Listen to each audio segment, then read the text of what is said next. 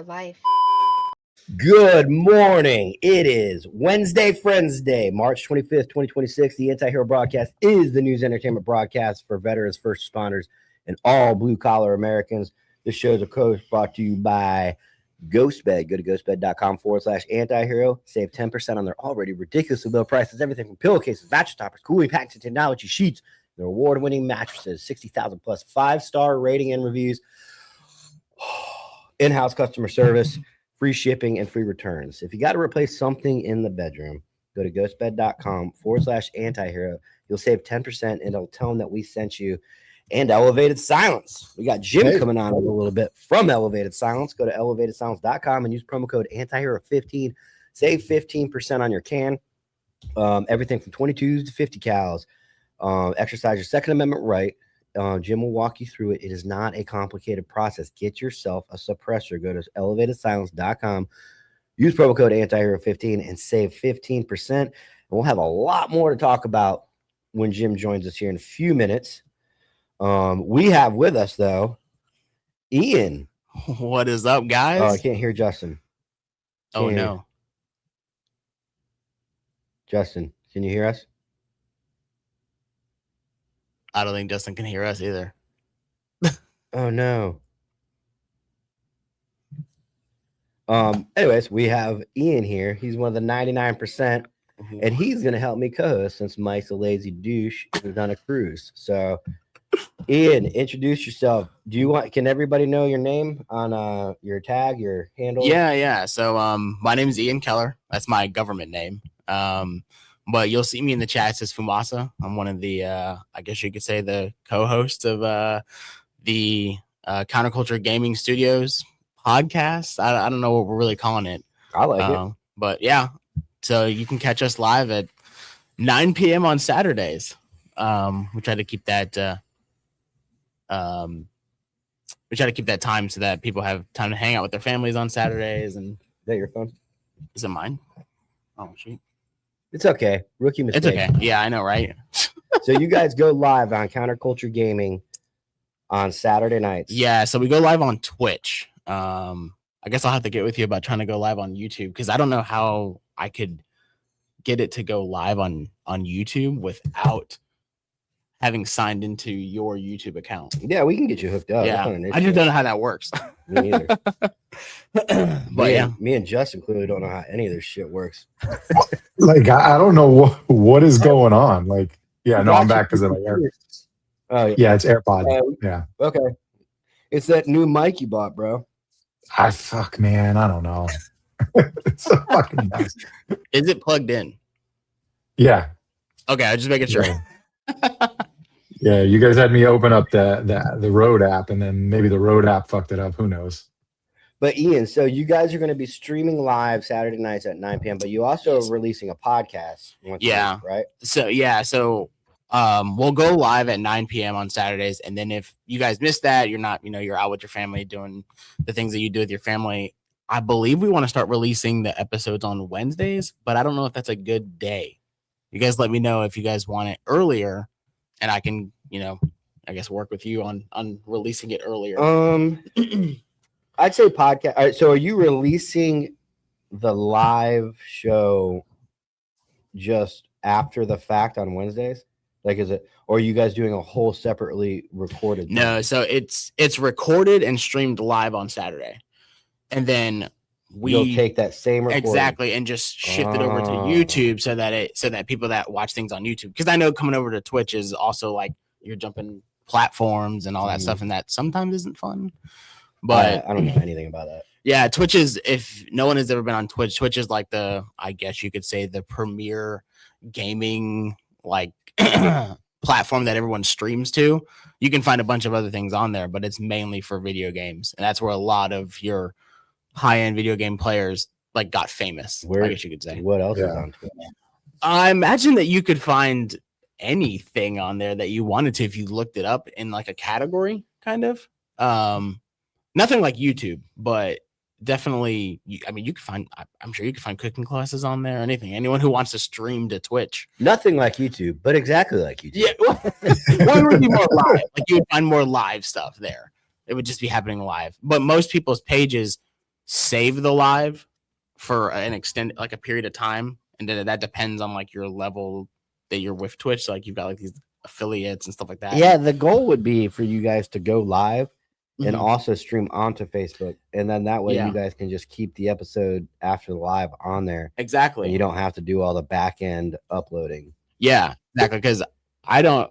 What do you guys do with your videos when they get uploaded to YouTube? Do you delete them off your computer? Because these files are getting like 15 gigabytes, and I'm like, Yeah, I don't know what I'm gonna do. I gotta get an external hard drive or something. they're saved on. We save our video on our streaming platform called StreamYard, Mhm. and then we download it for the day. We upload it to YouTube, and then we get rid of it.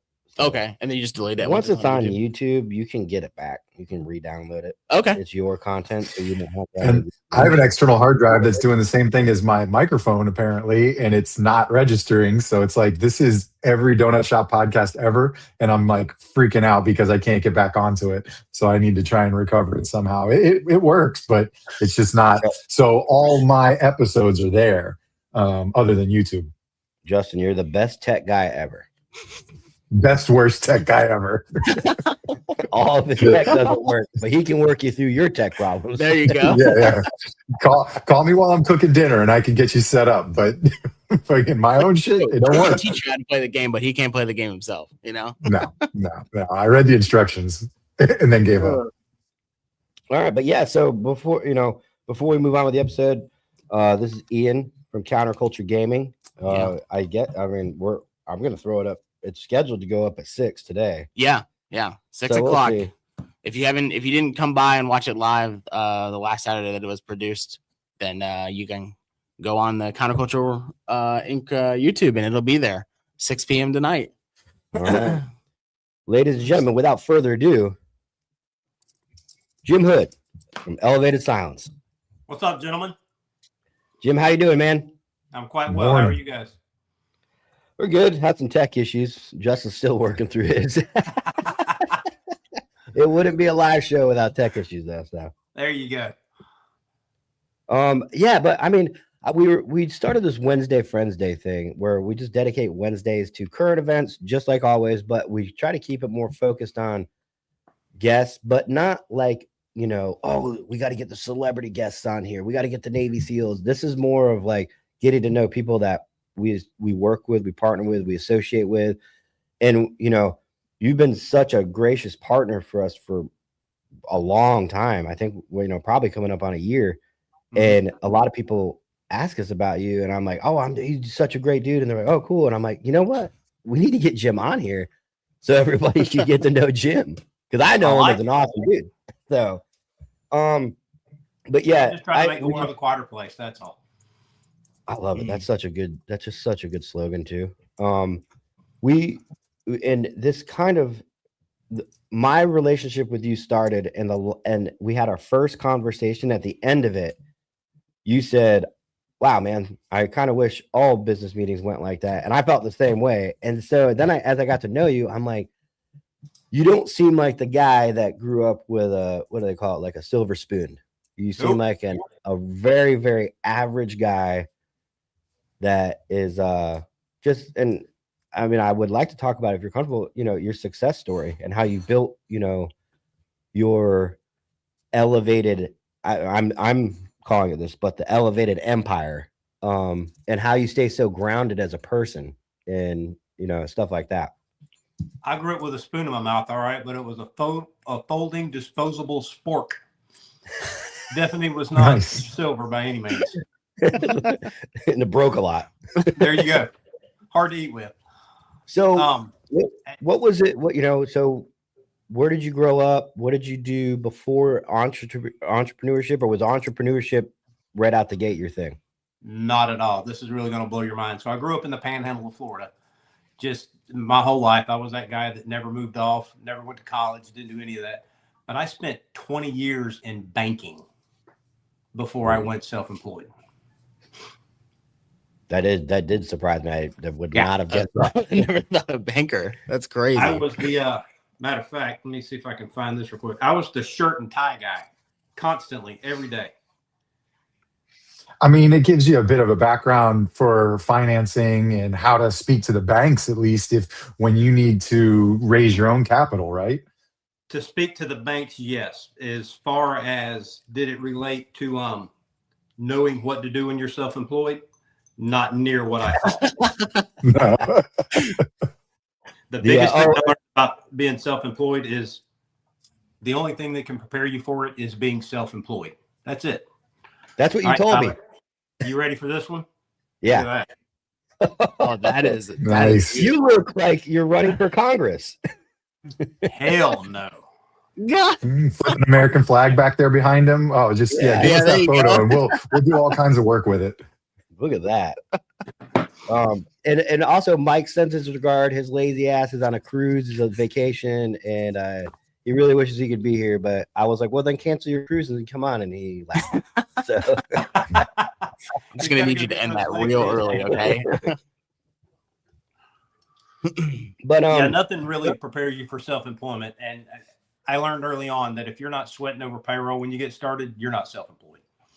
yes. And one thing you also, I mean, I learned a lot from you just in these just casual conversations we have. One of the things you also told me, and you said, Tyler, I'm not trying to be cynical, but in entrepreneurship, you can absolutely trust no one and everyone will fuck you over. And it was a basis for a mindset to have. Obviously, you're talking to somebody so that hasn't done anything wrong to you. Like you have done nothing but support Anti-Hero and anything we need. So obviously there are people out there, but I think the right frame of mind is to always know that people are capable of looking out for themselves. Absolutely. You have to watch out for number one because nobody else will. Yeah. The one and only true partner that I have outside of God himself is my wife. That's it. That's the only business partner that you really need to keep grounded with. Yeah, and then you got to make sure that works too. 100%. So you're in banking, and what was it that got you out of it? So long story longer, the bank that I was working for and had been there for 7 or 8 years, something like that. I was the vice president of mortgage lending. I had 2 states, had Alabama and Florida. And we were a part of a bank holding company out of Ohio. They decided to sell us off. This was late 11, early 2012. When they sold us off to the new bank decided not to retain 61 members of management. I was the 61st decision, and they chose not to keep me. To add fuel to the fire, I had a 23-month-old son, and my wife was 8 months pregnant. And they just gave me 90 days severance pay. Wow. And you were 20 years into this, and that's all they gave you? I was actually 19 and a half. I round up. 19 and a half. Just to I mean, I always round up. I like hearing these stories because, you know, anybody listening right now is at risk of employment ending, whether it be self-employment, whether it be they're employed by somebody. And, you know, you got to think you get terminated from a specific industry like that or laid off. It's a rat race now to get a paycheck. Oh, yeah. You know, and what did it go through your head at first, maybe entrepreneurship, or were you going to, I need to stay in the industry and get a new job? So after spending 20 years in that career, not having, I graduated high school with a 1.7 GPA. I went to a local community college and took 3 remedial courses and failed 2 of them for lack of attendance. School was not my thing. Didn't like it. No. But I was given the opportunity to get into banking, and once that's all you know for 20 years, you think that's all you can do. Yes. The enemy will tell you that you have to stay here. This is all you know. You don't know anything else. And we kind of proved that wrong. When I got the phone call, I was on my way to my in-laws' house over in Alabama, and it was you don't know what to think. You don't know what to do. You have no idea. You know, you got 90 days to figure it out. And that was tough. We were very fortunate. I've always wanted to work with my hands. My wife had been a real estate broker for, I guess at that point, 6 or 8 years, something like that. So it wasn't like we were going to starve to death.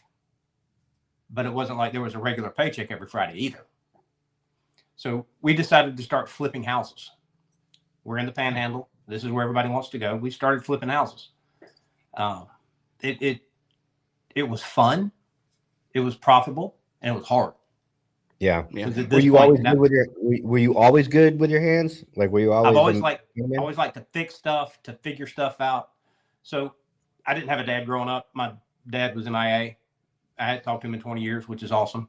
My grandfather taught me anything to do with my hands. That's what he taught me. He taught me how to be a man. And one thing that he taught me is to figure stuff out. If you don't know how to do it, that's fine. Figure it out.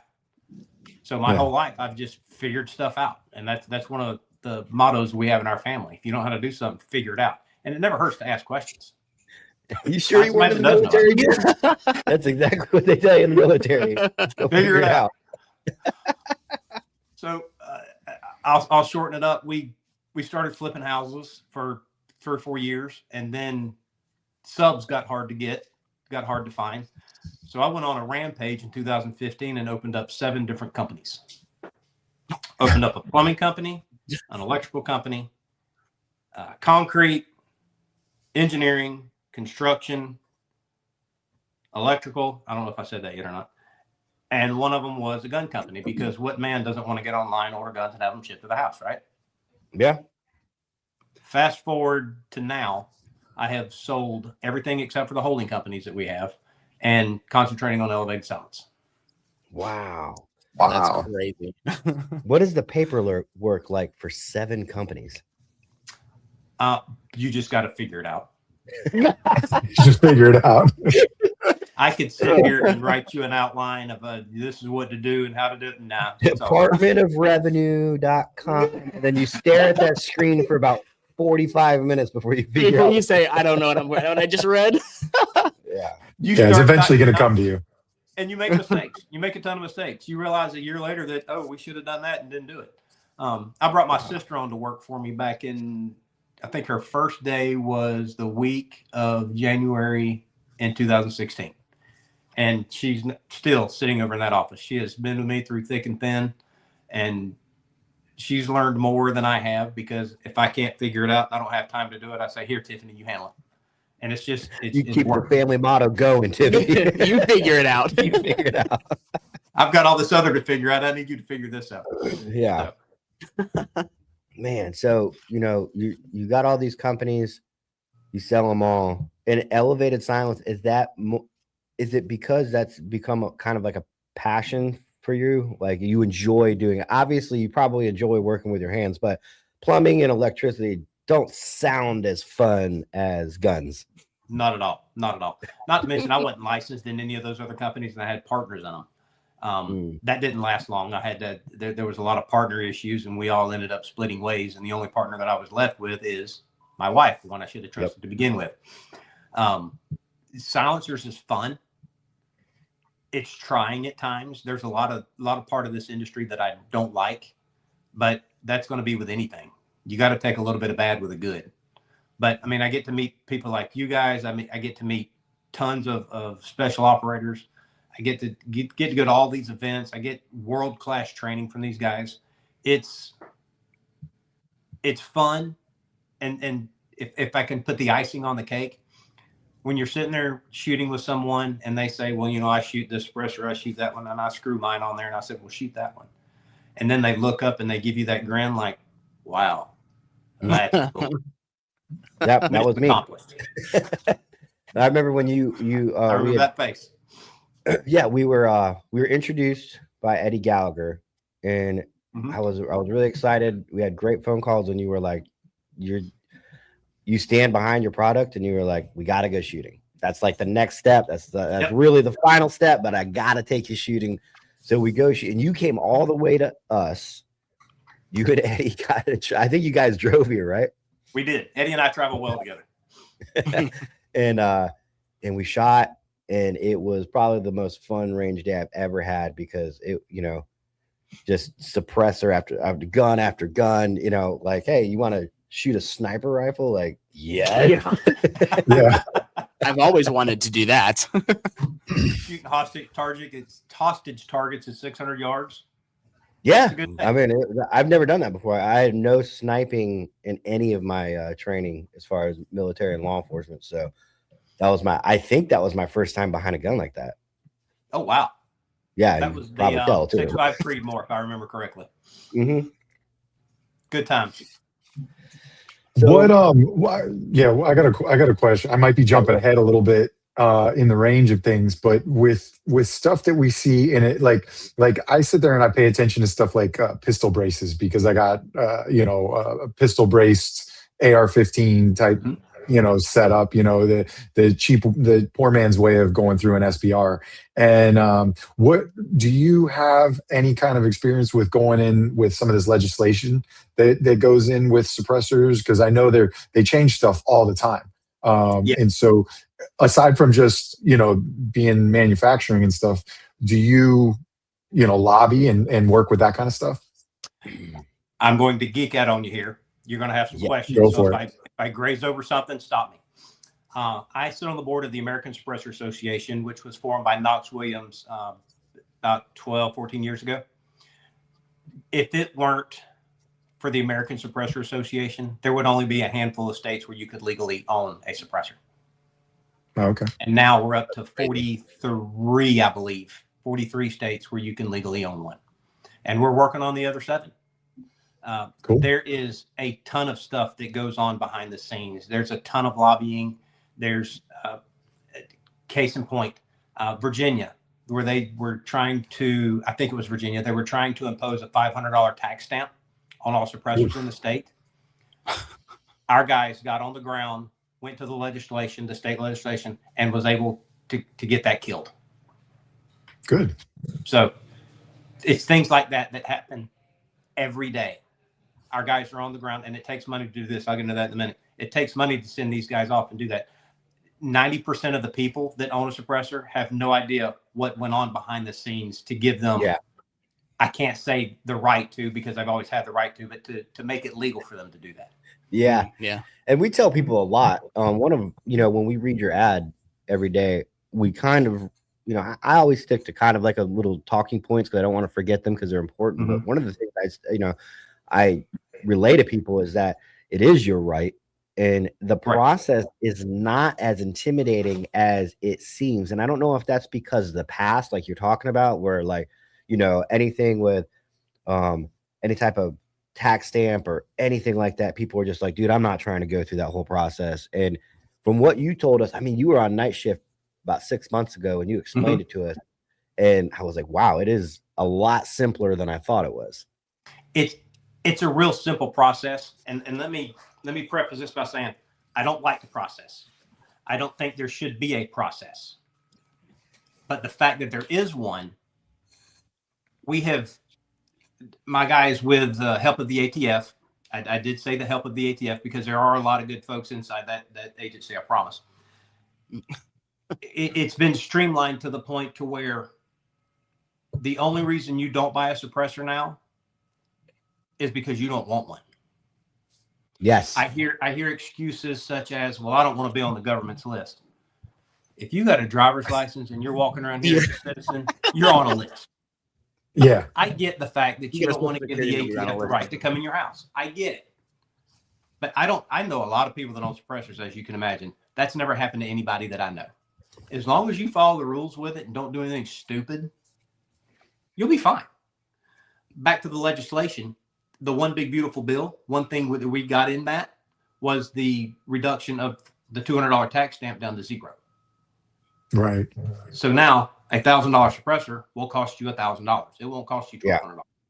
And the wait times are less than a week. I mean, we're getting them back in a couple of days, even with the influx from this year. That's crazy. That's approvals that are taken away, Correct. right? From application to approval. So I go to, let's say I go to elevatedsilence.com. Mm-hmm. Am I able to place my order and then the process starts, or does the process have to start and then I place my order? I'm going to give you 2 different scenarios. Being you're in Florida, I can handle all of your paperwork. Okay. Being you're in Orlando, that'll be a little more difficult for me because you're going to have to come by here and pick it up. Long way to drive. Mm-hmm. Typically, given the other states, you place the order online, we get the order, and you will give us the FFL that you want to do business with, and we ship that to that FFL. That Mm. FFL will help you handle the Form 4 process, which is what you need to apply for it's still called a tax stamp. There's just a zero tax to apply for the tax stamp to give you the legal right to possess it. It's crazy. And an FFL, that's usually just a gun supplier, right? Gun distributor. Correct. Now, the FFL does have to have the special operations tax along with it. That gives them the right to handle Class 3 items. Class 3 items are short-barreled rifles, machine guns, suppressors. Okay. Mm. Okay. What a super basic question, probably, but it's just something that I wondered. What's the fear of a suppressor? You know, that the government feels that it needs to be something different than just your average Joe walking in and buying a 9mm handgun. Like, where's the fear of the suppressor? Control. Just because they know it's something that people are going to want. Mm-hmm. It's. Oh wow. I don't want to say a cool guy thing, but if you want to be a gentleman, shoot suppressed. Right. There's no other way. Yeah. Gentlemen, yeah. James Bond. Exactly. They want control. There's a lot of people that think they kill people. That's not going to kill anybody. It's a hunk of metal. Oh, Yeah. It's a hunk of metal that's welded together or printed, whichever one you're talking about at the time. And they also think that they're silent. They're not silent. Now, No.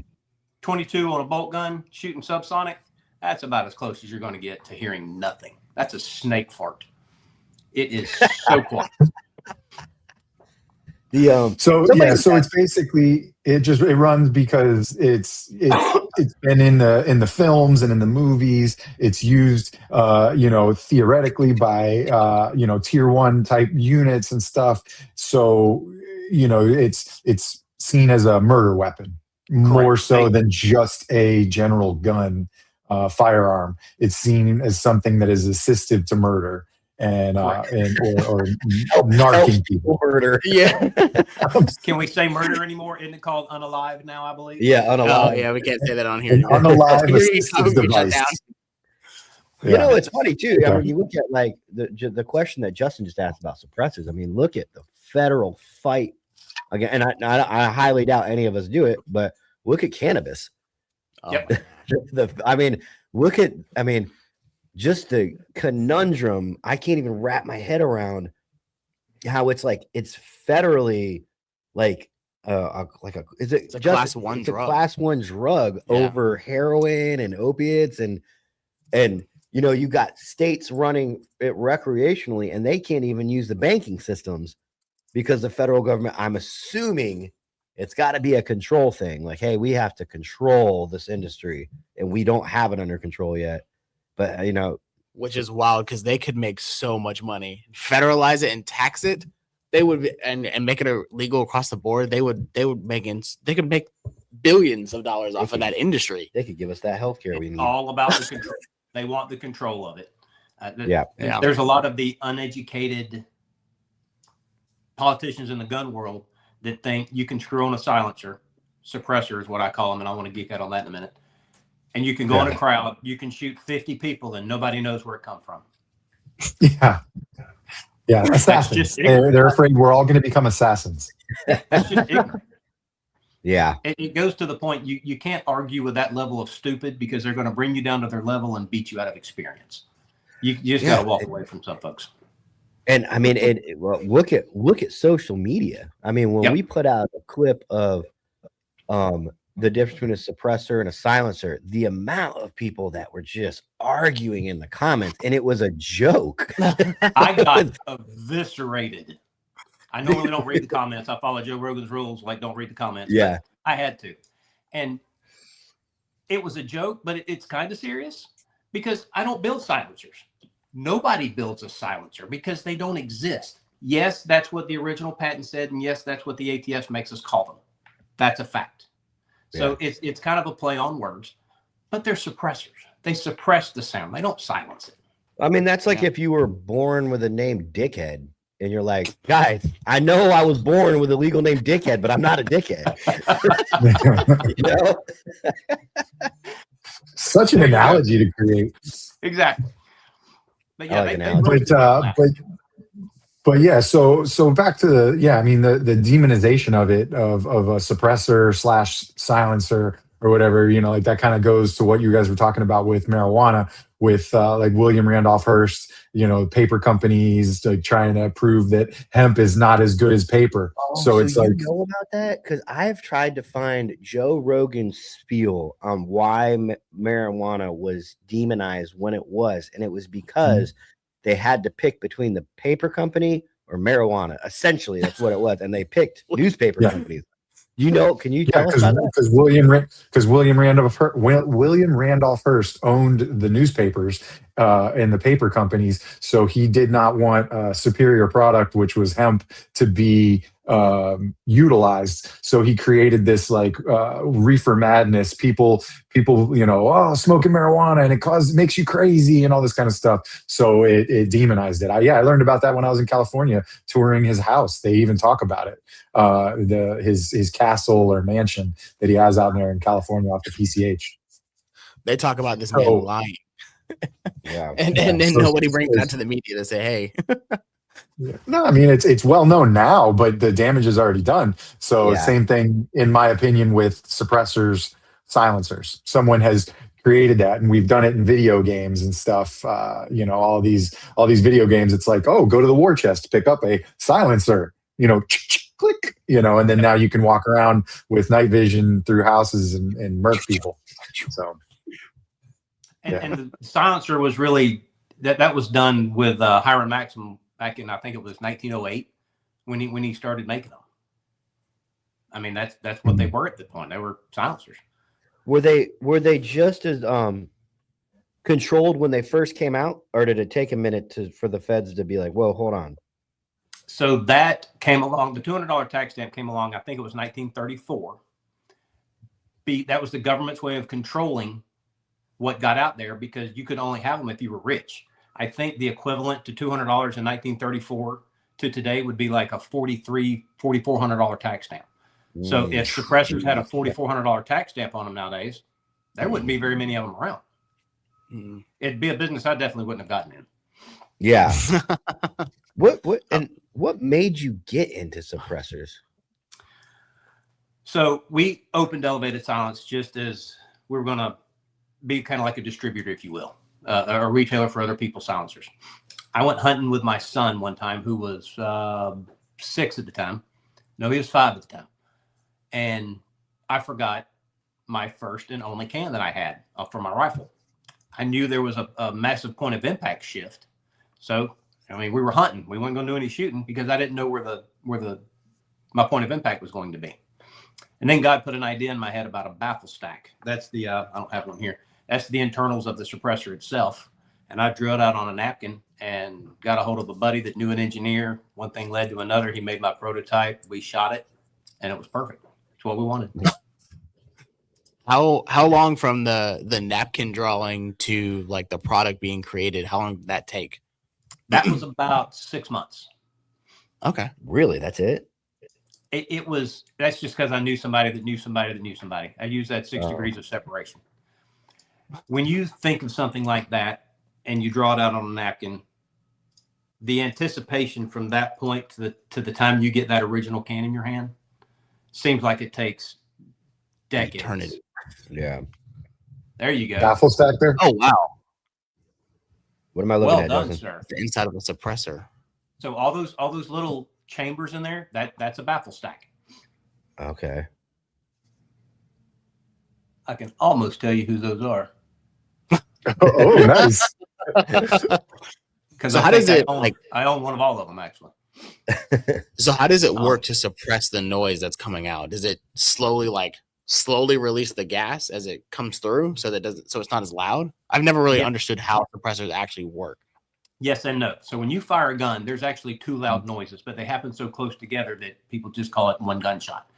Mm-hmm. You have the primer that ignites the powder, and just as soon as that leaves the barrel, that oxygenates, creates the explosion. That pushes the bullet. The propellant pushes the bullet, and then you have the bullet breaking the sound barrier.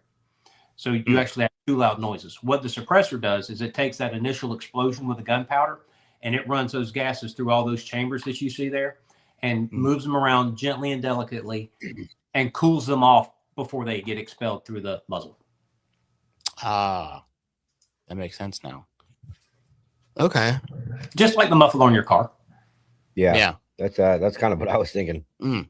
So Jim, they so the calibers of weapons that can have suppressors. I mentioned 50 cal, and Justin was like, "What?" And is that's a can suppressor for rifles too? Correct. That's just a lot different because of the pressures. So each Okay. caliber has its own case pressure. That case pressure has to, I'm going to call it, be mitigated through the cans. In other words, if you take a 5.56 baffle stack that works perfect and it's optimized for a 5.56 AR-15, you take that same baffle stack, enlarge the aperture, and put it on a long gun, it's going to sound different than a suppressor specifically engineered for a long gun. That's why you got the 5.56 cans and the 30 cal cans, and in some of the different aspects, you can even get like a 6 mil can. There's different. You can optimize a can for each caliber. Yeah, and somebody was asking Justin, was it a 450? It was a 450. Somebody said, because you explain it in your advertisement, 22 to 50 cal. They were like, 450 falls in there. Why don't they make a 450? So here we are asking this question today. So how many people do you know even own a 450? I don't even know what the one guy in the chat. Are we talking 450 SOCOM? Are we talking 444 government? Are we talking 4570? There's not enough market out there for me specifically. There's not enough market for me to spend the T&E and all of the research to make a 450, to make a can specifically for 450. I hope that person's in the chat today. So in my 4570, being we don't have our 45 can done yet, I shoot a competitor's can. We all know each other. We all get along. We give each other crap all the time. But I mean, I own just as many competitor cans as I do my own personally. Well, that's how you can kind of it's proof that you're in the love of the game.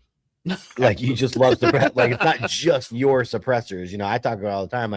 Like I know a lot of guys with t-shirt companies, and we all wear each other's shirts. And the biggest thing, the biggest compliment, or the biggest gratitude given to me is when another company, when he gives me a hat. I know that we're talking apparel lines. We're not talking six figures. We're talking like, don't ever sell shirts and hats, by the way, ladies and gentlemen.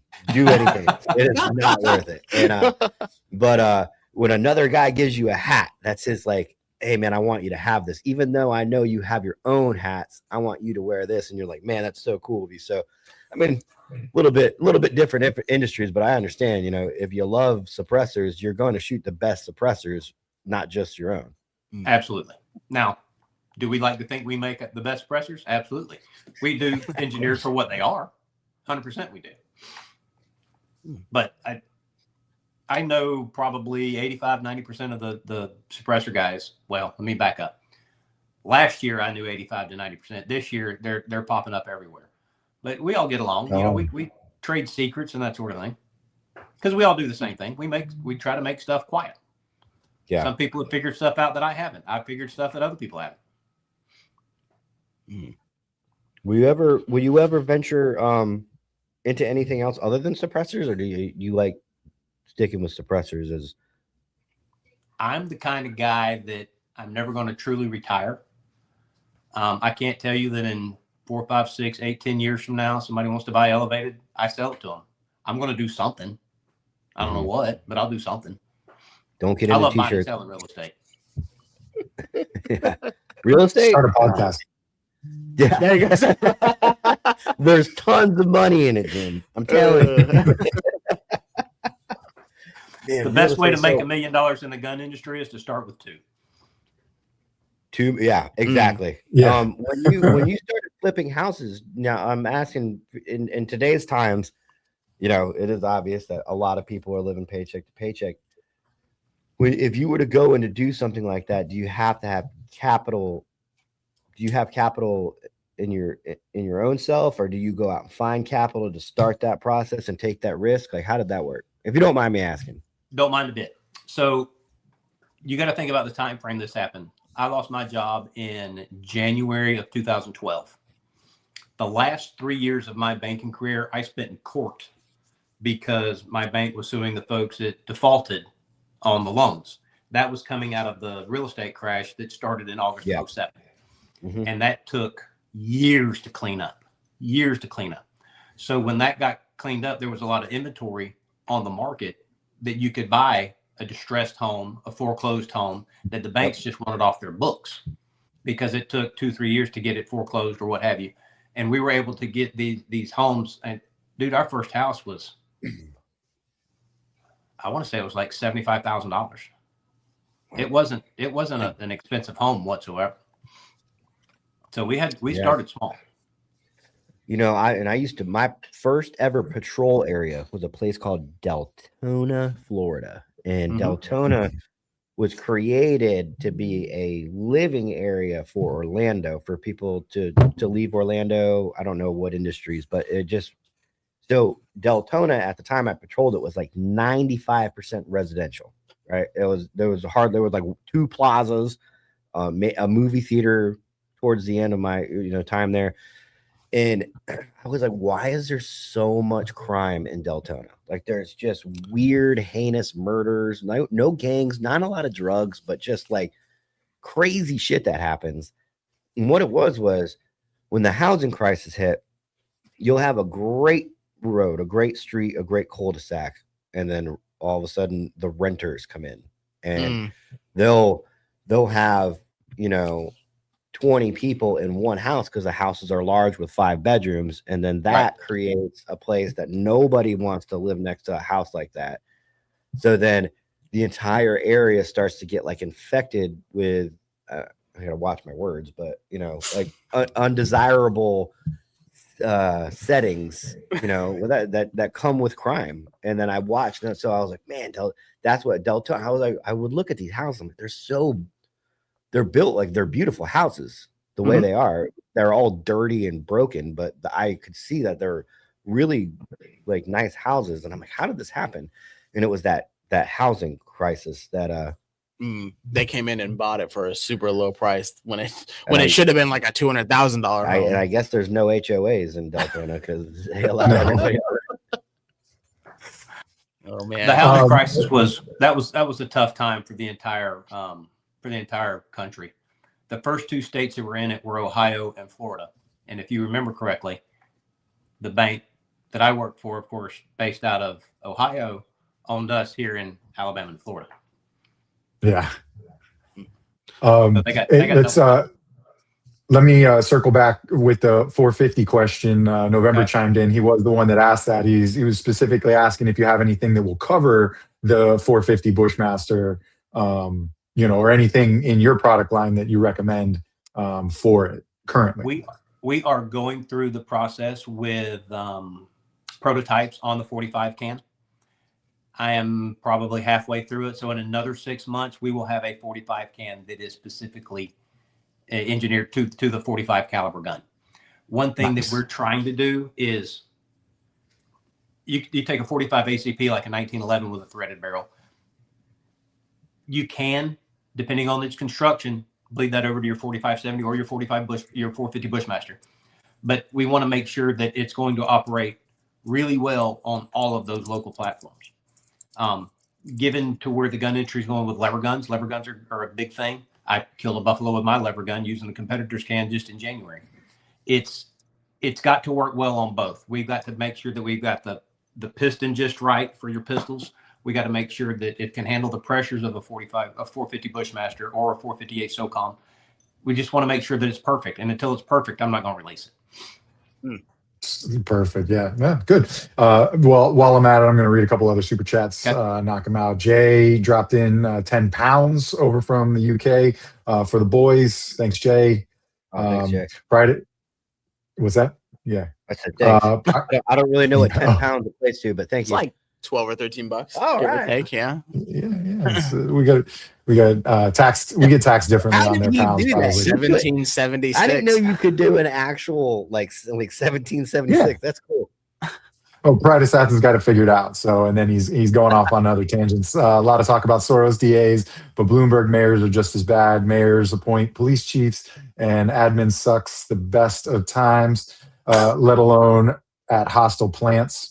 The job may be dead, but it was murdered. Okay. With a suppressor. Sorry if I messed that up for you, Pride, but yeah. And then so- Pride Assassin gifted a new member. Thanks, Jim, bro. so I got a question for you.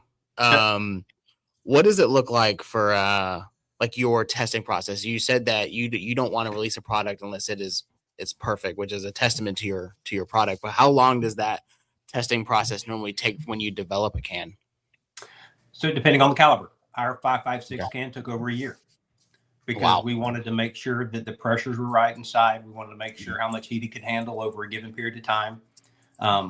It wasn't like we just welded one together, put it on a AR-15 and went mag dumped. Wasn't the case. The final test we did to see what it would take to kill it, and we had to put it on a 500 round 249. Wow. We wanted to see what it would take, and Did it kill it in one whole thing, or did you have to go through a few boxes? 500 round belt, lead on there, let that dog eat, and at round number 301, it separated and came apart like it was supposed to, where your gun would still function. Oh wow! Just wasn't suppressed anymore. But Jim, do you know the origins of gun control in the United States? Not enough to speak on it. I do not. Okay. I don't either. I would be but talking way out of turn if I tried to get into that. I know there was a lot of it that came with the like the Tommy gun and all that. People, there was all kinds of crazy rules because they were for the mafia. But I'm going to look into that. That would be interesting to know. And back in 1934, when they created the NFA, the National Firearms Act, that controls the Class 3 items, if I'm not mistaken, that's the only people that had suppressors right then would be your mafia because of the Tommy guns, and they were killing people with silencers. People with silencers. Those deadly pesky. All right, we're going to take a quick commercial break. And I think I definitely don't want to get, as we don't do this to our to people that own businesses. We don't get too political, but we do talk about current events. So don't feel obligated to say anything, because I know a lot of people are like, man, they want to give their opinion, but they're like, I'm online, dude. I'm not going to get into that. But there's a lot of current, especially the military, kind of ramping up. They're not saying anything, but they're saying a lot of things without saying things. So we'll get into that. And then, anybody that wants to ask Jim a question, just throw it in here and we'll start. So that way we get to it eventually. But we will be right back. Over a century ago in 1910, the Flexner Report, funded by John D. Rockefeller and the Carnegie Foundation, re-engineered medical education from a holistic, whole-body approach, which appropriately treated the body as an interconnected system, to a compartmentalized approach under the guise of specialized medicine. They shut down or consolidated medical schools, marginalized naturopathic, homeopathic, and chiropractic medicine, replacing them with symptom management and synthetic drugs. Allopathy is a marketing strategy rooted in fear and manipulated science. This philosophy carried into veterinary medicine, resulting in over-vaccination, unnecessary surgeries, and manufactured food, just like they did for people. They call it care, but it's predatory and based in profitability. The truth? Toxicity, compromised immunity, and chronic inflammation. They're not fate. They're engineered. And so is your power to undo them. We built 3 targeted formulas to return the body to homeostasis, for pets and people, to detox, defend, and restore. We are the correction to decades of corruption. We are vengeance.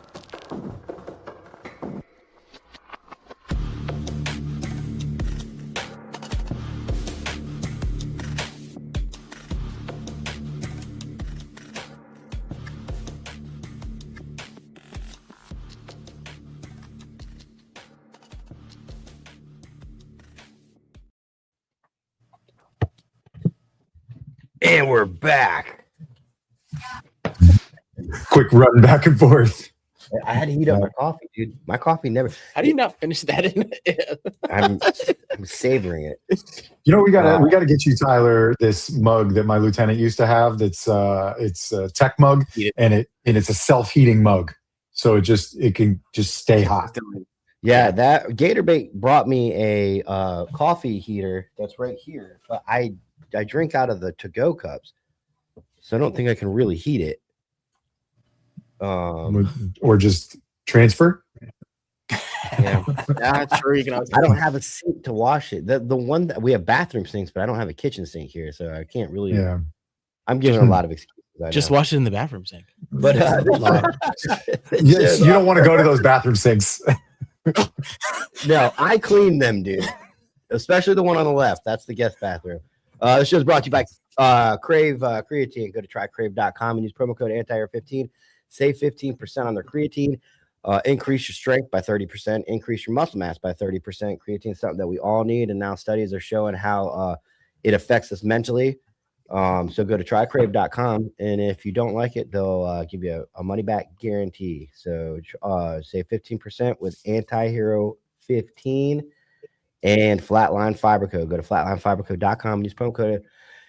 Is it promo code Antihero? Yep, 15. And you'll save 15%. Slings, IFACs, dump pouches, baseline bags, small business. They're in competition with everybody else, but they have been making gear for military units, police agencies, and civilian shooters around the globe, all handcrafted, made in America. So go to flatlinefibercode.com and use promo code Antihero15. Save 15%. And the discount code works because I used it on one of their medical kits. So nice. But yeah, so Jim, what's it like work? Do you have any contracts or do you do any work with the DoD? Or is that just not something that I spent a lot of time out of town talking to a lot of different people, and we are doing a lot of good stuff. Yeah, I like it. That answer right there tells me something. I just know the bureaucracy of the government. I don't know if I have the patience for that. Yeah, there's a need out there that we're able to fulfill for a bunch of people, and it's fun.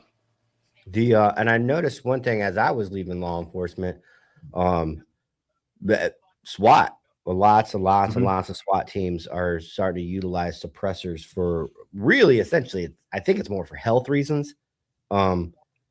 You know, and then as I was leaving the agency that I was at, it's a very large agency, they were talking about equipping patrol with them at some point. So have you seen, can you speak on law enforcement in general seeing the benefits of using suppressors? Lots of our followers are cops, and then lots of our followers are not police, and they're actually constitutionalists, and they're actually very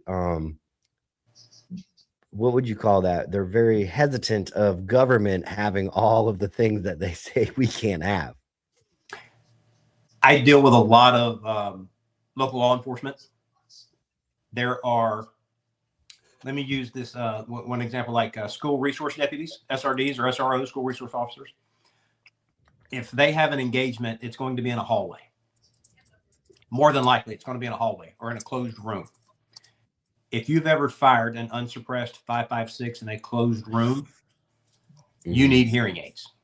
Yeah, it's so loud. Your hearing is absolutely destroyed. Now, a lot of people think that, well, it's only going to happen a couple times. Well, it only takes one shot for your hearing to be seriously degraded. That's it. Mm-hmm. I can attest to that. There's a lot of agencies either changing out some old stuff they have due to technology, because we've gotten better, of course, or there you go, or the signature of the shot. If you are engaging someone and they're not suppressed and you are, your brothers and sisters know that, okay, who's shooting? That's not our guys. Or if our guys are shooting, they know which one that is. So there's a lot of signature benefits as well. That was pictures of, like you were saying, Florida Atlantic University. I recently saw that just the other day, and I was like, whoa, look at that. Looks like patrol officers for the university are rocking suppressors on those rifles, and they're using them in training. So just as you were saying that, I was like, oh, got to pull that up because it's exactly what you're saying. And I was a school resource officer myself, and yeah, I mean, you're gonna be shooting in hallways and if need be, and you want to be able to knock that out and at least preserve a little bit of your thought process from the ringing of a shot. Yeah, suppressors are a lot cheaper than hearing aids. Yeah, That's a lot. They look way cooler. Yes, way cooler. Yeah. So I mean, in all of my career working for the government, I was never special operations, but and I will say for the infantry and the military, even during wartime, you do not go to the range very often. It is not as much as you think at all. And as law enforcement, you don't go to the range mandatory like you would think. So really, I spent most of my time on a gun line when I was with SWAT. When you're with SWAT, you shoot a lot. And I'm telling you, when we switched to suppressors, it was just so much better. When you're on the range like that, you got 30 guys on the line shooting at the exact same time. You don't have to worry. The only thing you got to worry about is your buddy's brass going down the back of your shirt. That's it. You don't have to worry about hearing anymore. And we've all done it in the military, man. In the military or in law enforcement, right? Everybody's got to go shoot, like everybody on the line, and you just left your ear protection about 50 yards back, and you're like, huh, I'm not going to be the guy. That guy. Hold on, because they would want you to do that. They're going to probably punish you or give you shit.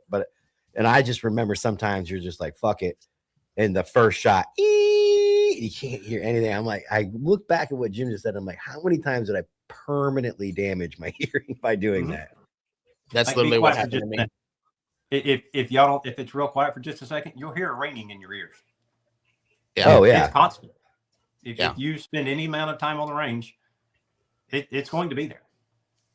And once it's gone, brother, it's gone. You don't get it back. Yeah. That's why the military is not. When you get out and you try to claim hearing, they are not. A hearing loss is one of the hardest things to get rated for during separation of the military, because they're kind of like that same thing. They're like, well, how many times you go to the range? We gave you ear protection. Like, unless you can trace it back. The way I was told is if you can trace it back to one specific time, like one explosion that rocked your hearing, and you can go to that day on this mission and this is when it happened, that's when you can probably get rated. But just general, like, oh, I spent 6 years in the military, my hearing sucks. They're like, yep, that's everybody. Oh. So yeah, I mean, mine's messed up from police work and having the radio on the one side of your shoulder and just squawking in my ear in loud environments and just pushing it through. So yep. And look at the patrolmen. The patrolmen aren't rocking the headgear with the peltors that are plugged into the comms. They're just not. Yep. Then that's very true. You can't have peltors on your head when you're responding to Miss Susie's house. Yeah, I mean, we've been seeing a lot was talk about the military. They're and we have a lot of correspondents on the show that are way smarter at this than I am. But the CC did text me last night. They the military has upped their age limit from 37 to 50, I think. Oh, have you guys seen that? That sounds like a draft coming. Yeah, they've upped it, and everybody's been, I was in the 82nd, but everybody's saying that the 82nd Airborne has been spun up, and it's like we're not going to war, but we're getting ready for war. We're preparing for war. Oh yeah, I think it's gonna happen. This morning I had heard that it was 1,500 82nd were brought up or are preparing. So it doesn't sound like very much, but I wouldn't know. What are they preparing for? That's enough to take a drop zone. Yeah. Well, Well, and I mean, they're talking about that drop zone being the island, that island where the 90% of the oil comes from or is dispatched out of. So. Well, you understand, Jim, you understand the economy enough to talk about it, I would imagine. What is this? Do you think oil is the reason why we have so much conflict in Iran right now? What do you think is other things? I'm gonna give you a couple of different of my personal viewpoints. Oil is big. I mean, crude is in everything we have. It's in our clothes. It's everywhere. Wow. There's no way to get away from it. Flip side to that, those guys have been fighting for 3,000 years, Yeah. 4,000 years. We're going to change it? No. Come on, man. That's a good point. I don't think anybody in our government's like, I think it's finally time we bring peace to the Middle East. Says every other country. It's easy for me to say, yes, I think we should go in there and bomb them. I think we should take all the oil. I think that they don't need nuclear weapons. It's easy for me to say that. I'm not sending my family in. Mm-hmm. So that's my holdback or reservation and giving, excuse me, and giving my full opinion on that because, dude, I'm armchair quarterback. Yeah. I don't have I don't feel like I have the right to say, yes, we should do that or no, we shouldn't. Yes, I'm American. We all have our opinions and we got the First Amendment. I get it. But I'm not sending my kids into battle. Yes. And that's such a good point when people are like, that's hard because they say, would you send your kid? Well, hold on a minute. Hold on a minute, and I as a father, I have a 13-year-old and a 7-year-old that, our 20-year-olds, he's not, military is not going to be his thing, but the little kids are always asking about the military and stuff. What do I do? And I was my 13-year-old's age right now. I was 13 when we bombed Iraq in 2003. So wow, I know that feeling of like, oh, I want to be patriotic. I want to impress my dad. Like this is what I know, military men are, and it's like, what do I tell my son? Hey, now that I'm almost 40, I know how the world works and we haven't fought a legitimate war in a very, very long time, son. So, or do you let him? I've got a 15-year-old son. He's been able to meet a lot of the guys that I know. Mm-hmm. And as you can imagine, I know a ton of guys that did all the cool stuff. A ton of them. They're awesome dudes. And it really wasn't until I got in this business, 10 years ago, that I had a good grasp on exactly what these guys do and the sacrifices that they make. And the only reason that I'm able to sit here and make these little cool things and we can sit here on the podcast and talk about it is because the guys on the front line protecting us for our right to do that. Yep. I say that to say this. He has an aspiration to go in the military. Selfishly, as a dad, do I want that? Probably not. But if that's what he wants to do, I'm going to support him because I know he wants to make a difference. Mm-hmm. And it's going to be hard for me to say, if I were making the decision to send him to war, that's not one I want to make. But if that's what he wanted to do, I would support him in that decision. Yeah. Because if he keeps going down this road he's in, I'm going to have to do that. That's what he wants to do. Same with my 13-year-old daughter. If she has those type of aspirations and she wants to go work for the agency overseas, covert work or whatever, I'm going to support her in doing that because that's what she wants to do. Yeah. And it's hard, man, because, a 9/11 or a Pearl Harbor it alleviates all of that, pressure to want to tell them, oh, well, maybe you shouldn't, or try to talk them out of it. When there's that patriotic like momentum in the country, it's like everybody's like, we're doing the right thing. And then after 20 years of war, and it's funny, a lot of the guys that that you've introduced us to, or that we all know, a large majority of them wouldn't not do what they did, but they would do it a lot different. As far as the dedication that they gave, because it requires so much. Like I would think tier 2 and up, maybe even tier 3, requires a little bit more personal sacrifice than just showing up, to the range and doing your contract. Like most military, you got to go through your training. To fail out of military technical training, man, you'd have to be an idiot. You don't do anything else. That's all you do all day for 8 weeks. You learn your job, and then through the promotional process is where it kind of intrigues you to learn more and become an expert in that area. Or you can just reclass and do something else. And to do those top tier units, I think requires just a level of dedication that you can't put anything but that first. And I mean, I've heard a lot of the guys say I was putting it before God. That's Right. how much I wanted it. That's how much I devoted my life to it. It was number one before anybody. And it's crazy, and I don't think, like I said, I don't think that they would say I wouldn't do that job, but they go back but it's a tale as old as time. You're now 40, 50 years old. You go, man, I would have done that way differently. A lot of the guys that I know, the difference that they would have made is how they spent their time back home, and they would have learned to reintegrate themselves into regular society, and then reintegrate themselves into a war. But that comes with age. With age comes wisdom for some, and you don't know that until you get older. So a lot of the regrets that my buddies have is the fact, did they regret spending a lot of time overseas? Yeah, but that was part of the job.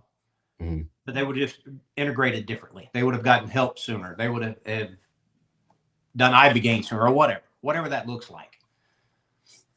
And I see it a lot with police officers, not particularly first responders, but I see that same issue in our law enforcement today, because what it is the constant, when you're in a tier 2 unit, maybe even tier 3, like Rangers, you're always going over there. You're always going over there, but you come home a lot, but you're going back over there. So when you come home, it's only a matter of time before you're going back over there. So it's a constant, like, I can't get out of this mindset. I can't go home and get comfy. I can't go home and just fall into the grace of my family and help myself and be vulnerable. Like, vulnerability is a big thing, like, to yourself. Like, I'm in a warrior mindset all day long. When I go to the grocery store, I want to get in there and get out. I'm not taking shit from anybody. I'm getting my groceries. Right. So, and I see that law enforcement, they're done with their shift, and let's say they're done with their tour and they have 2 or 3 days off.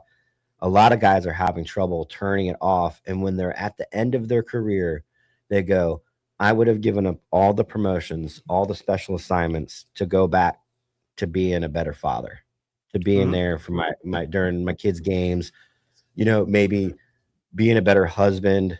And so I see and of course, law enforcement takes a lot of training from those tier 2 and tier 1 units because of the tactical stuff, and they look up to them. And we've covered that a lot, that law enforcement does look up to soft people because of the dedication to that ability right there. They're like, man, these guys can do that and have a family. I should be able to do this. And I feel like, that it's like you said, Jim, that there's really no fixing that. It's just wisdom and age and maturity.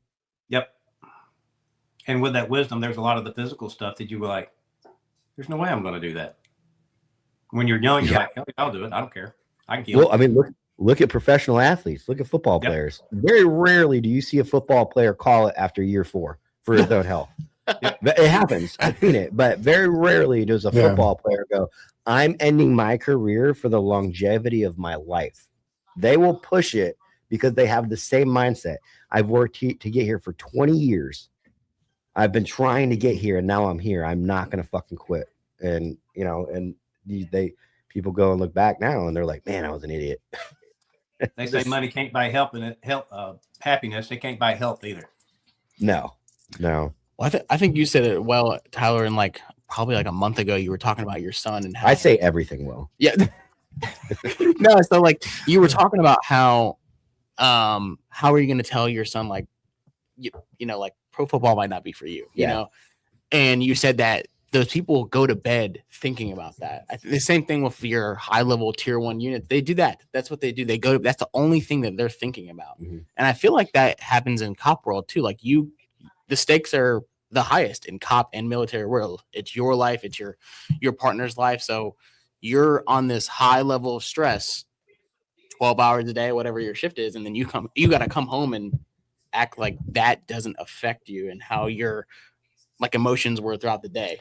That's hard, man. They try teaching you that stuff in the academy. I'll give it to them. They do try. They try to tell you, turn it off, go fishing. It's not possible. Do something outside of this job because it'll eat you alive. And there's just no telling like a young go-getter cop that. They're like, no, I'm going to live, eat, sleep, breathe this stuff until it eats me alive. And then it starts becoming a detriment to my health. No. It's cortisol levels, man. Yeah, no, it's and that's important, and that's what I've always told people, and I told new guys is find outlets, find ways to separate yourself from it when you're off, to get your head out of the game, which is probably why my head wasn't always in the game when I was on the job, because my head was more on the outside of the game. But you gotta find a good balance. Tyler, you got Ja fired up in the chat by calling Rangers tier 3. Rangers. Are Rangers not tier 3? I thought they were. I don't think there is a tier 3. You basically call them. Did I make that up? I'm sorry. They're special operations, but they're not tier 2. Are they tier 2? Maybe they are tier 2. Maybe they changed it. They fall under soft, but they're Somebody not. asked me what the Coast Guard is. I'm like, that's changed like 4 times since I've been in the military. I don't even know what they fall under anymore. Oh man. They got the Marines versus the Rangers. Yeah. Someone said that a Ranger is an average Marine, and I was like, oh, here it comes. You got him going. Before we went for a break, or maybe when we first came back from the break, someone did ask about suppressors and how they affect accuracy, and I can't remember exactly what it was. It was accuracy and something else. It might have been velocity, but can you speak to any of that on how it affects the projectile coming out of the rifle? Your point of impact, yeah, sure. So when you're sticking something on the end of your barrel, whatever you put on there is going to have an influence on that bullet and on that point of impact shift. There's ways to mitigate it, and we've mitigated it the best we can, but it is going to affect that bullet 100%. Okay.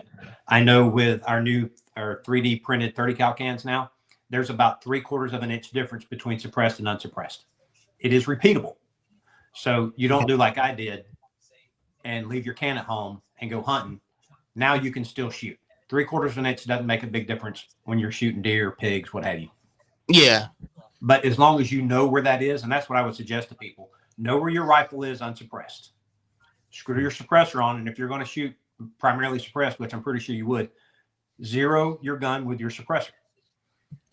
Just know where that cold bore shot is without your can in case you have to take that shot.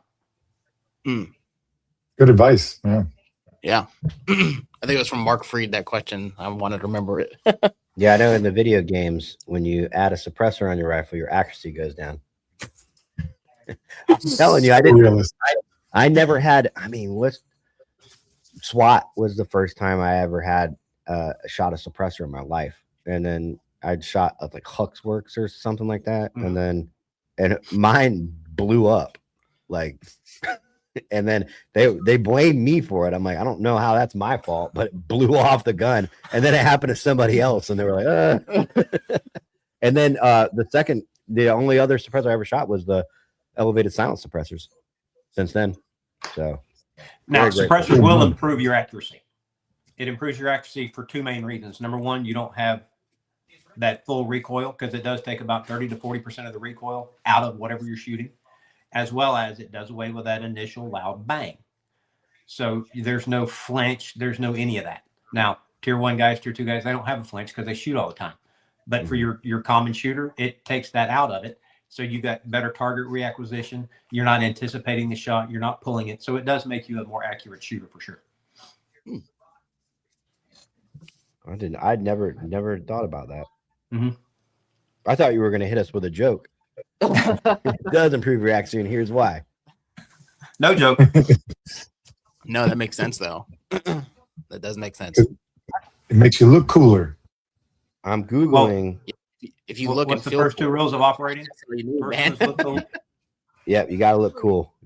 I'm a huge believer in that, and that's a joke. But in all reality, for your confidence, if you you look like a bag of shit, you're not going to be very confident what you do. If you look good at what you do, that means you've been doing enough to now kind of focus on how you look doing it. And to me, that says a lot about what you're doing. Yeah. Right. Tier 3 military. Oh yeah, I tried Googling it and it talked about Tier 3 all military the is tiers. often referred to as white elements comprised of U.S. Armed Forces, Mhm. large-scale conventional warfighting forces.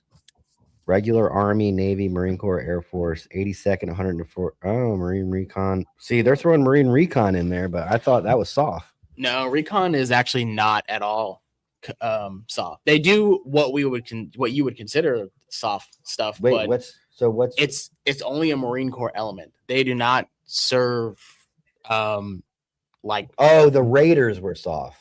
yeah, those guys are they're not under JSOC, but they're under they are a special operations force. Yeah. But yeah, no, Marine Recon technically is not soft. They're okay. They serve the Marine, like the MAGTAF. That I think Peach definitely could speak on that, but yeah, that they go after Marine targets, and obviously their intel can get given to other soft units. But Marines have to be different in everything they do. The Marines do have MARSOC. That is their, if I remember correctly, that's their special operations community. Yeah. And they have their own special operations community, right? Yeah, well, every unit, every branch has. Yeah, but you said they don't fall under JSOC. So JSOC is your tier 1 units. That's going to be your DevGru, your Delta, even the Rangers have a tier 1 element in their Ranger reconnaissance. How do you know all this? Are you a spy? No, I wanted to be in the military and wanted to be a soft guy, but my eyesight wouldn't let me. So I did research on a bunch of stuff. But what's wrong? What's wrong with your eyesight? Do you see these Look Coke at those bottles? glasses. Look at those glasses, bro. Ice cubes on my eyes. What? I keep getting glare from the camera, bro. No, man. Yeah, dude. I have like an astigmatism, and then Wait, look into that camera. Wait, what about this one? I thought we're looking at this one. Yeah, I said look into that camera. Well, you're pointing at that one. I didn't even know where I'm pointing. It looks like you're pointing straight. Well, he's Asian when he looks in this camera. It's my lazy eye, it goes this way. But no, yeah, I wanted to join the military, and they wouldn't let me for my eyesight, which sucked because I put off like joining the military right out of high school because my mom wanted me to go to college. I was like, I'll go do the college thing just to appease her. And then I finished my degree and went to go join, and they're like, sorry, man, good luck. Man, they were like, son, we don't have prescription strong enough here. So I had to go with the law enforcement route.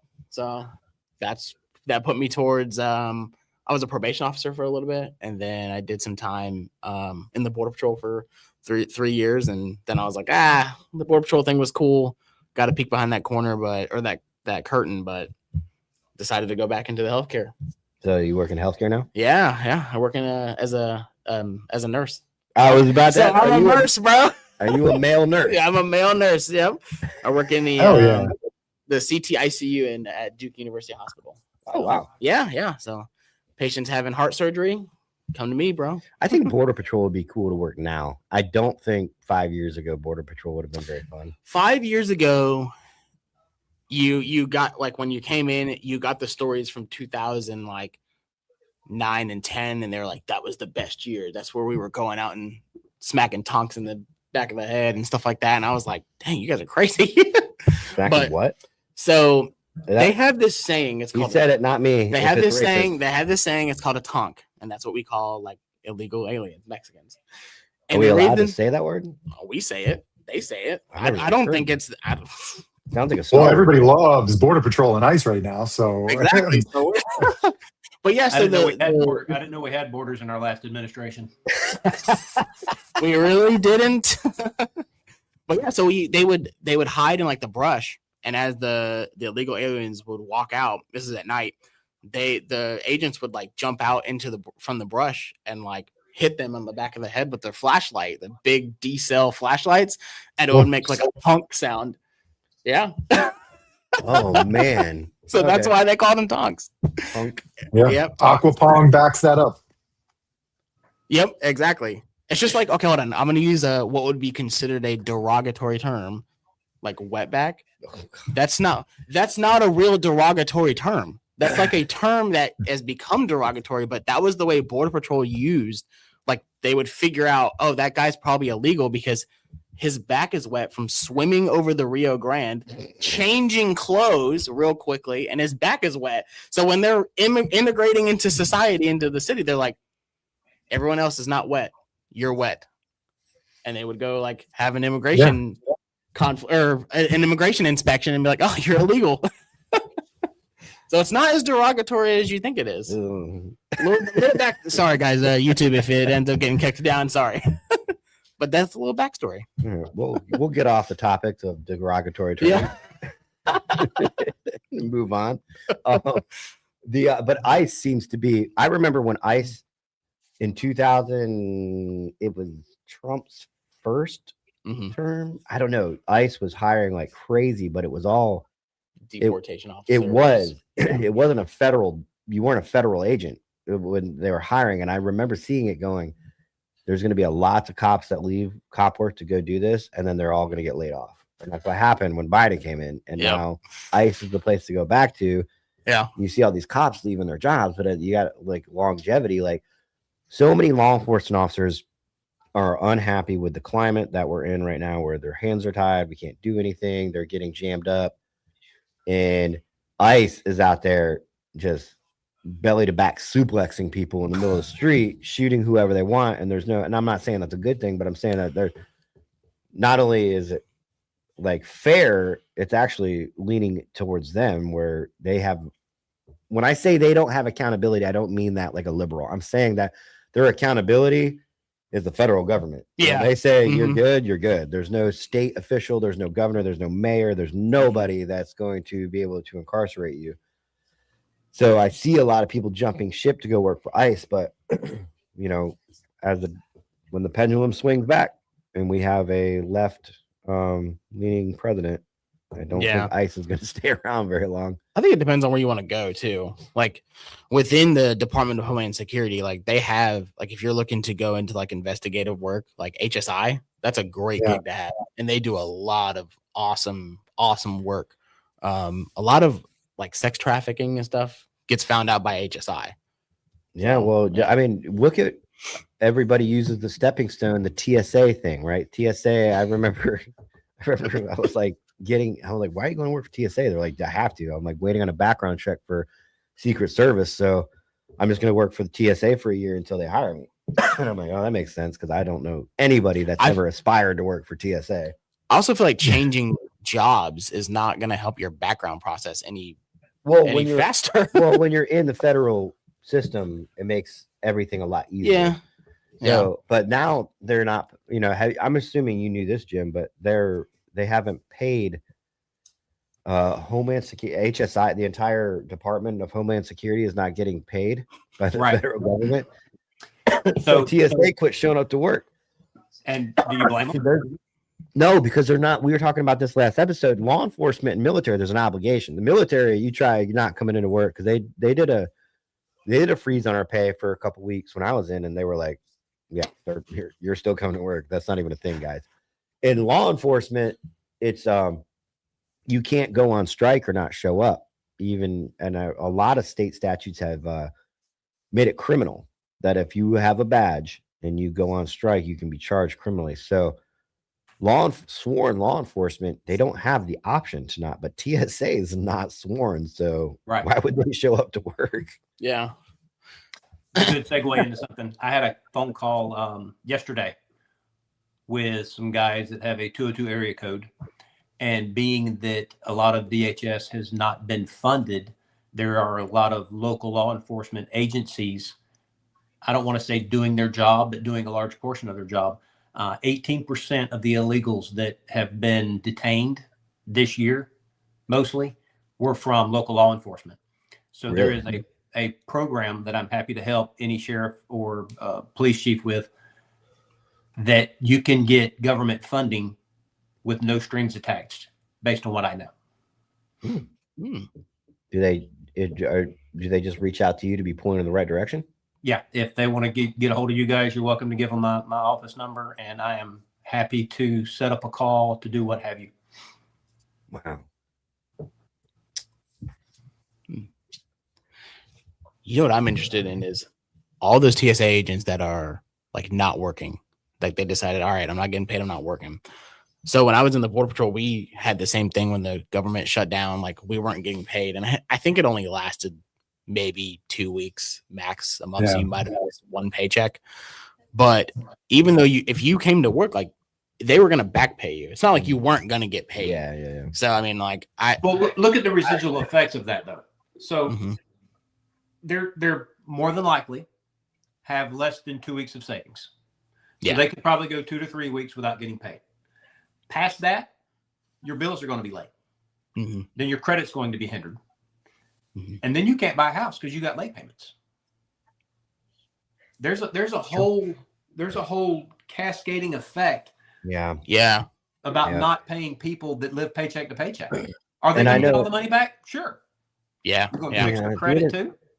Military gets like Navy Federal Credit Union, USAA. When it happened to me in 2010, they were all over it. They were like, "Hey, we'll give you free interest, no interest loans until we get through this." But yeah, TSA, local law enforcement. I mean, not local. I shouldn't say local law. That would probably never happen. But federal law enforcement, TSA. Yeah, you're right. Like, yeah, just because they'll get their money back doesn't mean that they're not going to suffer, consequences like they are right now. Absolutely. Yeah, I have a buddy that's a TSA agent. He's been for a long time, and it's mostly because he has a family lineage that actually works for it. And but he's got a side hustle, a side business that he makes like challenge coins and stuff. And so he's pushing that hard on that side because he knows like they keep pulling funding for these, especially in turbulent political times. They're fighting over this stuff. Like, you getting me? Am I sounding like an alien again? Yeah. I wonder if it sounds like that on the chat though, or if it only sounds like that for us. Let's ask. Does Justin sound like an alien? Does he sound like an alien for you, Jim? I wonder if it sounds like that on the chat though, or if it only sounds like that. No. Do I sound like an alien? No. I could understand you, Justin, but I heard what sounded like a phone on vibrate, maybe on a desk. Give me 10 seconds. I will fix this issue. Justin, I want your buddy's name and number. Oh yeah, sure. Oh, he makes great stuff. He makes all kinds of swag, racing shirt type stuff, and challenge coins and everything like that. So he's a good guy. But yeah, I'll hit you up. So the chat says it sounds like me, but that's also, we're not really sure. I could normally sound like an alien. So. But we were getting weird reverb, the microphone that I was using, so that's why I'm on AirPods today or this after, during this, because it was sounding weird. Doing it live. Hopefully you fixed me, Tyler. Thanks. Yeah, I got you. My fault. We'll get it all fixed tomorrow when I'm in the studio. Oh, there you go. Rip the whole thing down. Oh, thanks for remembering. I remember. I live every day, day by day. Ask Jim. I texted him yesterday evening. I'm like, oh, by the way, Jim, are we good? Usually Absolutely. I try to give people a week notice, like, hey. Yeah. Like you hit me up at 8:00 at night Monday to say, hey, can you come on Tuesday? That's plenty of notice. You just got to get some sleep. He just knows I'm retired, so he thinks that I just sit here at the desk the whole time. That's what you do. That's what you should do. I'm like, what are you doing? He's like, I'm sitting at the computer. More of cooking. That's the other one. Editing, cooking. I got to go watch Punisher though. The new Punisher series came out, so it's already out. What? Yeah, I don't know if they're doing like week to week releases, but the Punisher show is on. That keeps us in theme with guns, right? Punisher. There you go. I love it. Is it a new season or is it a whole new show? No, it's season 2 of the what's the new version of Punisher? No, but there's already been 2 Not Punisher. seasons. I'm sorry, not Punisher. I'm talking Daredevil. I'm talking about Daredevil. Oh. It just came out. You had me so excited because I loved Oh, the God. series. Well, John Berthal just posted that the Punisher's back for a final season. So that's why I was like, damn, it's already on Netflix, but Yeah, no. But I mean, I think he's probably in the Daredevil season. Born Again is what it's called. now I'm gonna have to Google it, dude. I'm gonna have to write it down. Efren, I've got more. Don't you worry. So are we I gonna mean, have to change? Are we gonna have to change the quote when we go on to news entertainment for veterans, first responders, blue collar Americans, and male nurses? You know, I'd really like to hope that we could just keep it in the first responder realm, you know, because we consider ourselves first responders, you know. You ever walk and get that discount, that first responder discount? We take that too. Yeah. But no, if you want to add male nurses, that would be that would help get some people in. Yeah, You know, I think there's a lot of it. It's kind of like how Jim's like, I'm not going to worry about the 450 because there's just not enough of them. I don't think there's enough male nurses that want to watch our show. Yes, it says John Bernthal returns as Frank Castle in The Punisher: One Last Kill, a Marvel television special presentation releasing on Disney May 12th, 2026. Which is different because the Punisher that he was on was a Netflix series owned by Netflix. And that was gory. That was awesome. I love Yeah, that it was a show. good one. Following his appearance in Daredevil Born Again, this special is expected to be lengthy, intense, and dark. Storyline that acts as a bridge towards Spider-Man Brand New Day. We're getting a little too nerdy for me. I'm not watching either one of those. I just want to watch the Punisher. Nurses are first responders too. We are. Don't you worry. Well, have you, Jim? What's your take as a I don't want to say an outsider, but kind of like an outsider? Is do you feel that dispatchers are first responders? Ooh, hadn't thought about that.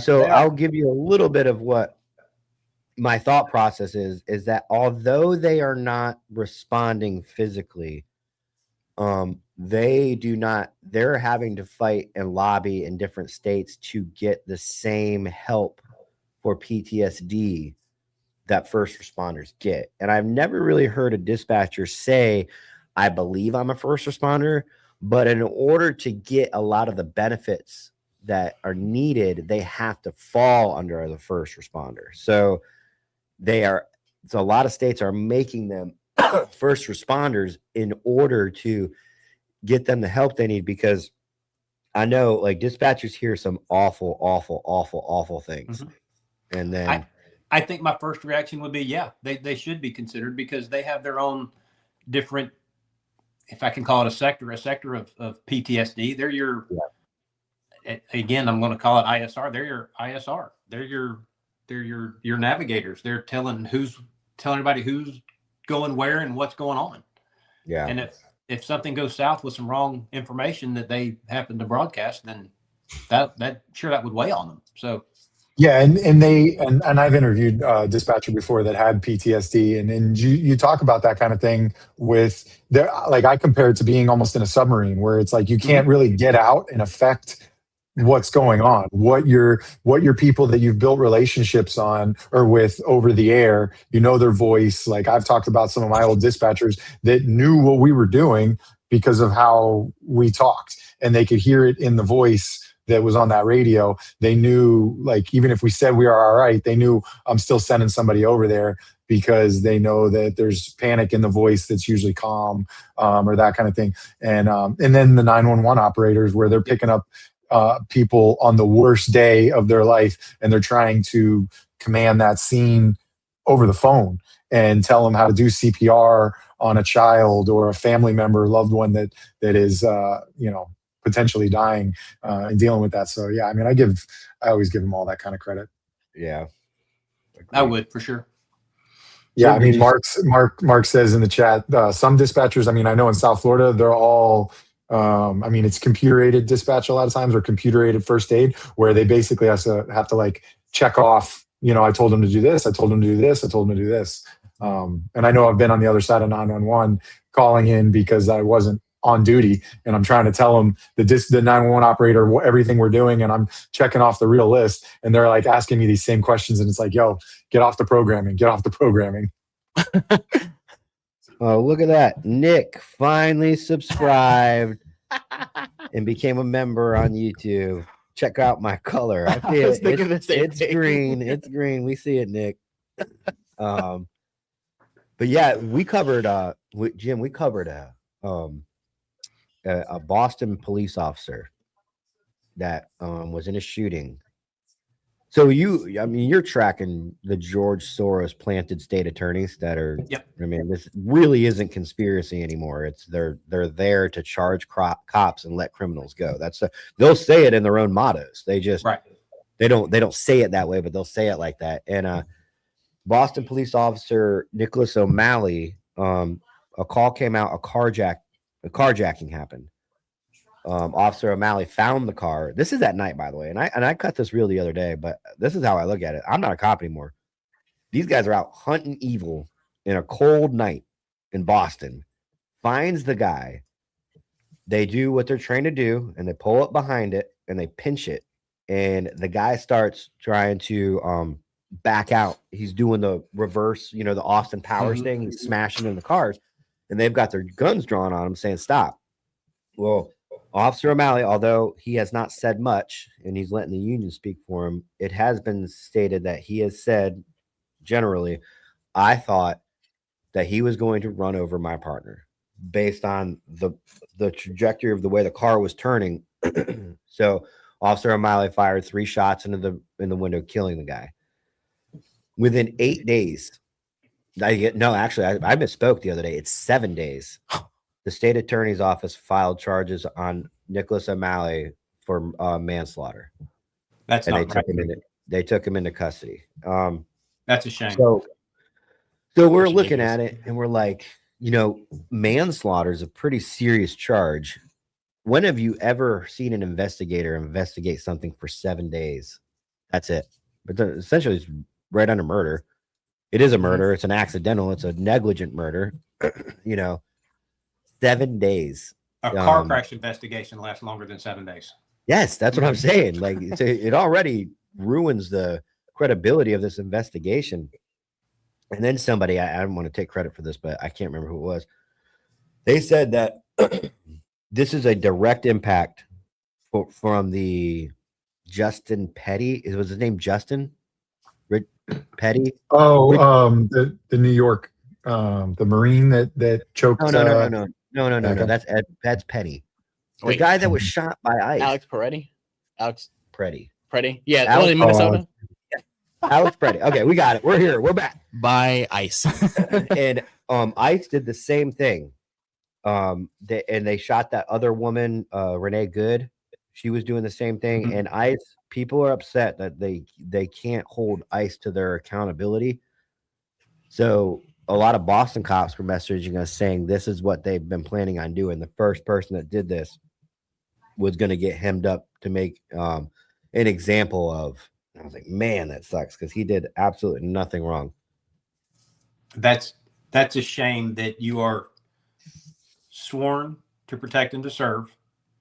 There wasn't a list of people that you can protect and serve and a list that you can't. That was everybody, including this gentleman's partner. And a vehicle is a weapon. Mm-hmm. It's a 2-ton killing machine if it needs to be. That doesn't run out of ammunition. Mhm. If his partner was about to get run over and he stopped that from happening, I think he deserves a medal, not cuffs. Yeah. And, it goes to show a lot of the guys that do this job, they get burnt out quick because they see things like this. Like Nicholas O'Malley could have very easily heard that call come out at 2 a.m. and went, yeah, that sounds like something for a proactive cop, not me. Yep. Nicholas O'Malley would be making the same amount of money and still have a paycheck right now and not be incarcerated. Well, his bail was set at $25,000. That is ridiculous.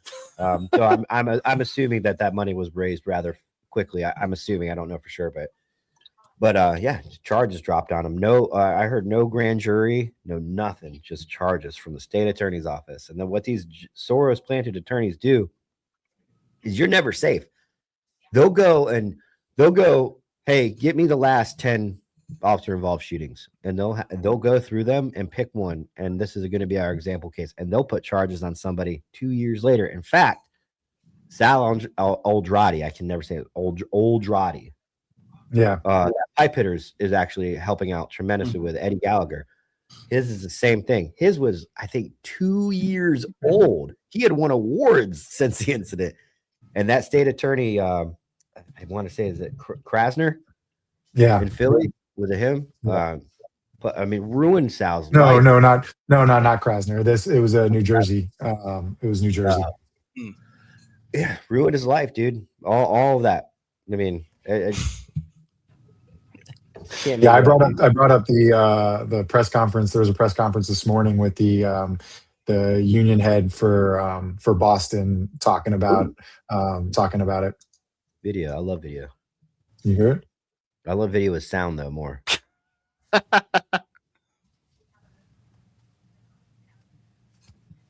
No sound? No sound. Is there subtitles? Closed caption. You want subtitles? Oh, okay. Well, I can hear it. So you can. Oh, you can hear it. Yeah. Well, that doesn't really help us, Justin. Sorry. Well, it exists. What is I don't it? know how to fix that. What is it? It's just it was a police union Boston is what I would search. Police union Boston today press conference today. Say what? Was it Fox 25? Yeah, that's one of them. Yeah, that had it. It was on their Facebook. All right, I got it. We'll wrap up the show with this. I think this is really important. Sorry. I'm doing producer stuff because I'm not a producer, but share screen. Got to figure it out, Tyler. That's gonna be a shirt now. Yeah, figure it out. Elevated silence. Figure it out. Yeah. Figure out how to be quiet. Like the Switch video. to TurboTax full service. You'll happened other than the fact that it's an election year where there's an incident that happens 8 days later before it's vetted, it's investigated, the reports are done, the measurements are completed. They go and arrest somebody off the street who clearly is not a flight risk. They ask for $25,000 cash bail for someone who's lived every day of his life in Massachusetts, married, 2 kids, 2 young kids, not a flight risk. And they grab him off the street, they arrest him, they book him to embarrass him, to put this show on for all of you.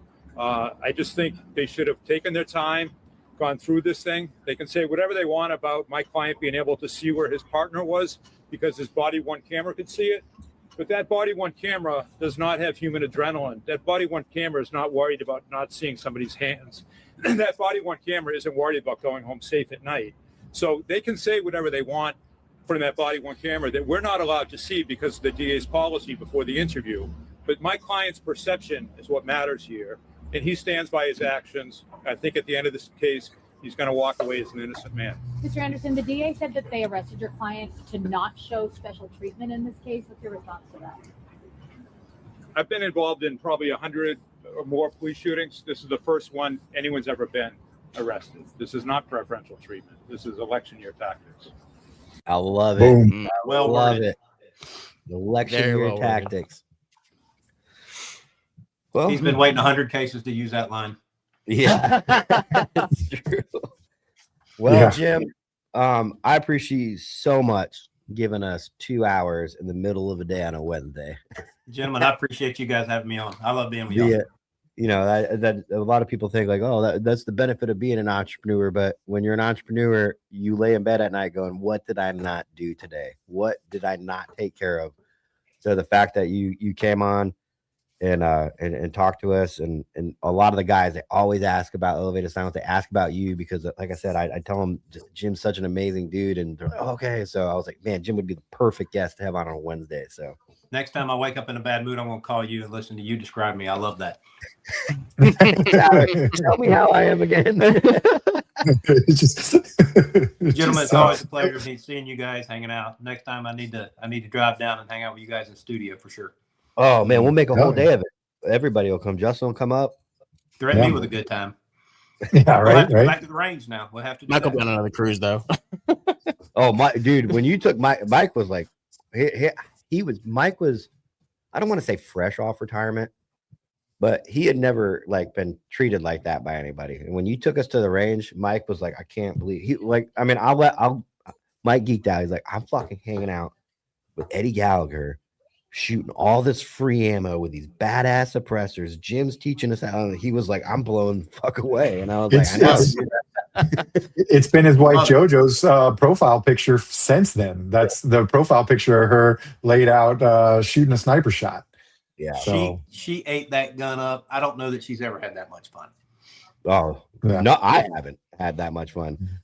The only thing that sucked was when the guy that owned the range was like, "Oh yeah, an alligator killed my dog a couple years ago." We're all like, That was a little bummer.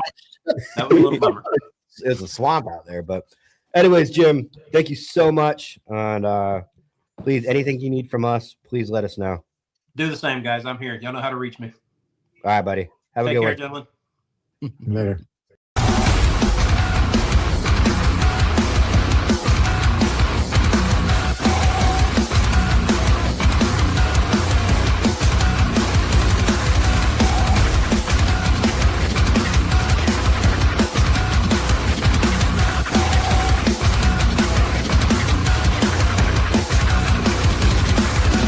JV team for life.